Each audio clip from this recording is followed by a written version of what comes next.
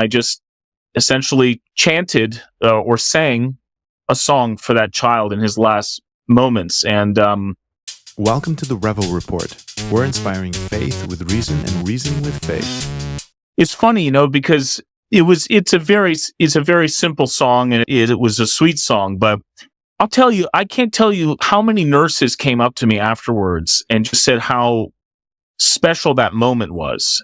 And the reality is that if I hadn't been a Christian, if I hadn't had maybe some traditions that had been taught me, like, what would I have done in that moment? And what would I have done is what everyone else did, which is kind of just watch and wait. And so we put this child to sleep, and he had the hymn itself was called "Of Thy Mystic Supper." Interestingly, we sing that right before we have communion, which is the very end of liturgy, sort of the pinnacle moment, but speaks about preparing your soul and asking God to allow you to receive communion, essentially salvation. But that was the last hymn that this child ever heard before he was put to sleep. But you can also imagine too, you're trying to make sense of that moment, why his parents weren't there, and it's very easy to become judgmental. But that was certainly a moment that helped me. The other story is that my mother actually died about 8 years ago from breast cancer. She had a very quick decline. She found out actually at Easter that she had metastatic breast cancer that was pretty much in every bone of her body. About 5 months later, she was going to die. But in a moment, you don't know how long they have. And there was this one time that we were at a hospital 4 hours away from home because she had a complication of sorts. And it became very clear to all of us that we had a fork in the road. We had a big decision to make. We could either throw chemo and radiation and some other sort of fringe treatments at her, spend the next so many months in the hospital to see if she'd get better, or we could just kind of trust that there are worse things than death and bring her home to be somewhere that she's familiar, where people could see her and be with her. And we chose the latter option. And I'll tell you, it was a really tough time because I'm one of 5 brothers, and none of my other brothers actually know about this, but essentially we converted one of our vehicles into like a little mini ambulance, and we put her in the back, and she was completely encephalopathic. In other words, her breast cancer was so bad that it was invading her liver, and she couldn't process things like ammonia anymore. And so that ammonia was making her very confused. And if you can imagine, a woman who normally is quite reasonable and loving suddenly was confused, disoriented, swearing, didn't recognize anyone, was not herself, was not her. And for 2.5 hours, I had to drive with my father in the back, sort of trying to console her. And again, she's dying in this whole process. And for 2.5 hours, she was just not herself, in some of the most rough ways. Anyway, we eventually got home, and we brought her into this living room in her own home, filled with light. There was a bed there that was clean. There were people there that knew her, and she wasn't going to get any more medicine. But, it's in our tradition, the Orthodox Church, to really emphasize, and I'm sure all Christian traditions emphasize forgiveness. We like to ask our parents, please forgive me, before the end, just to not leave anything on the table. And again, this is a person who for the last day had been confused, angry, frustrated, couldn't communicate. And I said, Mom, I just want to ask you forgiveness. And a few seconds passed, and she turned to me like as clear as day, saying, there's nothing to forgive. And the point is that, this person couldn't even form a sentence for the last 24 hours.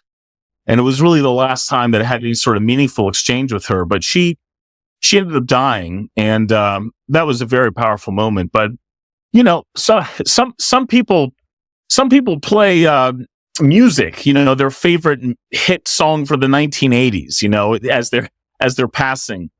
For me in my Christian tradition, we were focused a little bit more on forgiveness and trying to spend that moment. But that was a very powerful moment in my life as a doctor, as a son, as a whatever, that, I knew that she was clear in that moment. And it was a miracle. It was a miracle for me to be able to steal that moment before the end.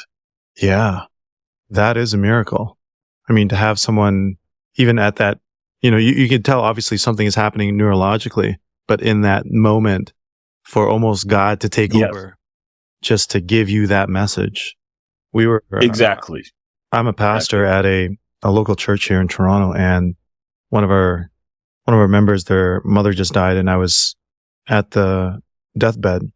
And one of the things that we did also was to, say your I love yous, say your I forgive you, and ask for forgiveness as well, and then just say the goodbye also. Beautiful. And yeah, that was a very touching moment. And then we sang Amazing Grace, and you could tell that she was in a little bit of pain, a little bit agitated.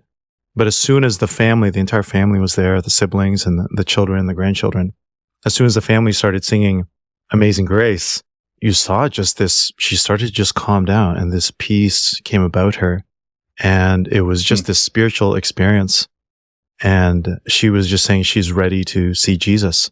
And yeah, so thank you for sharing that moment. You're right. There's some who will kind of listen to their favorite band or whatever, but to have that moment of closure as well is very meaningful, right? Wow, that's it's something that I really believe is foundational, is that when you go back to the story of Genesis, Adam and Eve, when they're kicked out for not fasting, and we can talk about why God chose a fasting rule to test everything else out, but when they didn't fast from this fruit. And when you say not fasting, you mean, don't partake of that tree, right?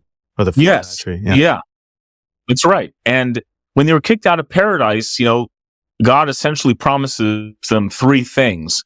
One was a lot of work. Two was pain. And the final thing was death. I know just sort of from our own theological tradition that, death entered the world, as they say, so that sin would not live forever. But at the same time, what are we left with until death arrives is a lot of work and a lot of pain. And so in the ER, when you're responsible for that pain and that work, you can derive a lot of insight based on reality. Because, if you're not basing your life on reality, which is pain and work, then what kind of insights are you deriving? And it's no coincidence to me that many people in their most difficult moments, challenges, in their study of the worst evils, that they can find some type of universal, sobering principles that really change the discussion. And, to talk about fasting, one of the reasons that I think you need to hear about diet, and, the Athos diet is just a phrase, but really what it describes is a practice of fasting, and I would say par excellence fasting. But the reason that a doc has to present that to you is because in order to understand this is not an undertaking of vanity, this is not an undertaking of sort of self-help even, but really an undertaking of, as you said in the beginning prayer, sort of, the battles of good and evil, battles of progress, battles of success, battles of peace.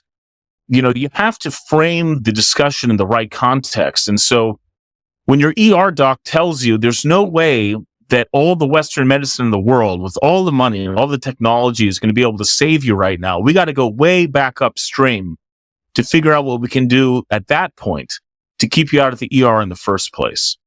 And so that's kind of how I would open up to say that, we need to face reality and we need to adapt to it. But you got to be careful sometimes if life is a little too easy or a little too euphoric. That's not real. What's the only promises were those three things. And so if you're based in that environment, I can start believing what you're deriving is based on truth.